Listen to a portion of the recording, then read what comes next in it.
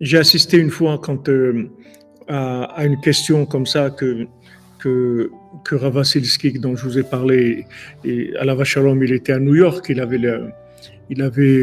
c'est lui qui s'occupait de Breslev à New York, et il y avait une autre communauté qui avait commencé. Lui, il était dans, je crois, Flatbush, ça s'appelle, et il y avait une autre communauté à Williamsburg de Breslev. Je me souviens des noms, parce que je ne connais pas, mais je me souviens un petit peu des noms. Donc lui ils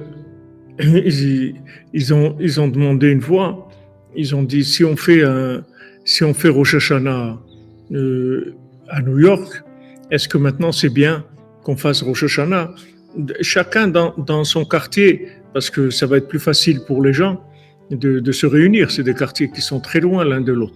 Donc, ça sera plus pratique que chacun ait assez de gens pour faire un grand minyan à Flatbush, un grand minyan là où étaient les autres. Alors, Rav Levi Yitzhak, Alav Shalom, qui était l'élève de Rav Nachman, il a dit, si vous faites ça, il ne restera rien, ni celui-là, ni l'autre. Restez ensemble. Restez ensemble. C'est difficile, qu'il faut voyager, prendre un hôtel, faites ce qu'il y a, mais restez ensemble. Restez ensemble.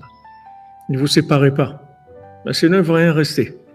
Il a vu, parce que c'est des gens qui avaient le souci de la continuité. C'est pas, les gens, peut-être que s'ils étaient restés, chaque groupe là où ils étaient, peut-être la prière leur était mieux, peut-être qu'il y aurait plus de confort, tout ce qu'on veut, ça aurait été super. Mais tu vas perdre le principal. Comme Rabbeinu l'a dit sur Rosh Hashanah, il a dit viens à Rosh Hashanah, manger, pas manger, dormir, pas dormir, prier par prier, rien que viens à Rosh Hashanah, c'est tout. T'occupe pas de... Il savait Rabbeinu qu'il allait avoir beaucoup de monde et que ça allait pas être facile à gérer la prière et tous les inyanim.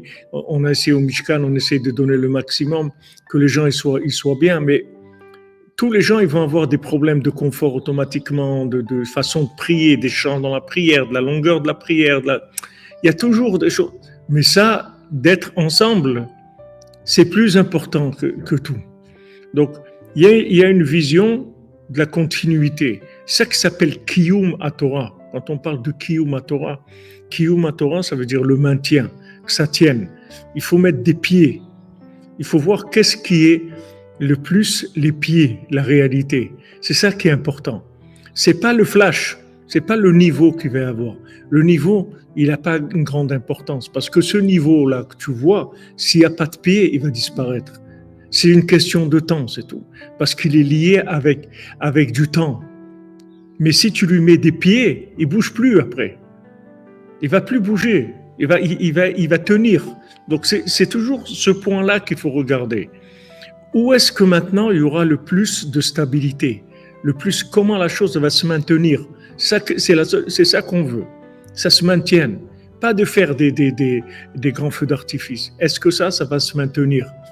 Est-ce que quelles sont les plus grandes chances que ça se maintienne?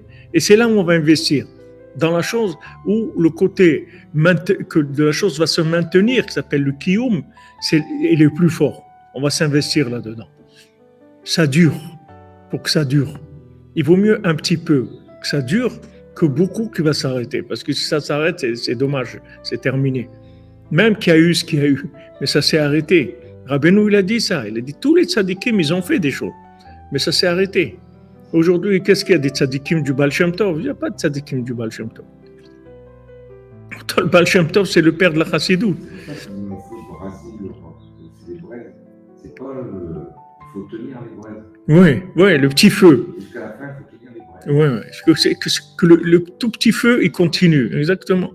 C'est ça qu'on cherche, c'est que le feu, il se maintienne. Et si maintenant, si c'est des volcans, ils ne vont pas tenir. Ça va. Voilà. Une fois que c'est fort, après, il n'y a pas des chassidim du Baal Shem Tov. Pourtant, vous demandez à n'importe qui, quel chassidut, vous parlez du Baal Shem Tov, tout le monde vous dit, ouais, Baal Shem Tov, c'est kadosh, c'est grand. Mais où est le Baal Shem Tov? Où est la chassidut du Baal Shem Tov? Il n'y a pas. Il n'y a pas de chassidut. Pourquoi? Parce qu'à un moment, c'est parti. À un moment, les gens ne sont plus occupés du maintien du Baal Shem Tov. Mais le Baal Shem Tov, il avait une façon de vivre la Torah. La chassidoute, ça vient du Baal Shem Tov. Le Baal Shem Tov, ça n'existe pas de pas se lever à Chatzot chez le Baal Shem Tov. Ça n'existe pas de pas prier au Netz chez le Baal Shem Tov. La synagogue du Baal Shem Tov, même après le Baal Shem Tov. Justement, Rav Levi Yitzhak qui racontait quand il a été à Medjibouz, quand il allait chez la ville du Baal Shem Tov, les synagogues, elles fermaient après le Netz, après la prière du Netz. Il n'y a pas de minyan à 9h ni à 10h, ça n'existe pas. Tout ça, c'est des trucs qui sont complètement déraillés. Après, c'est normal qu'il ne reste pas grand-chose, parce que du moment où la recette a changé, le goût n'est plus le même, alors automatiquement, c'est sûr qu'il ne va pas être adapté aux gens. Ça ne va pas suivre. Le Baal Shem Tov, il a une façon de faire les choses.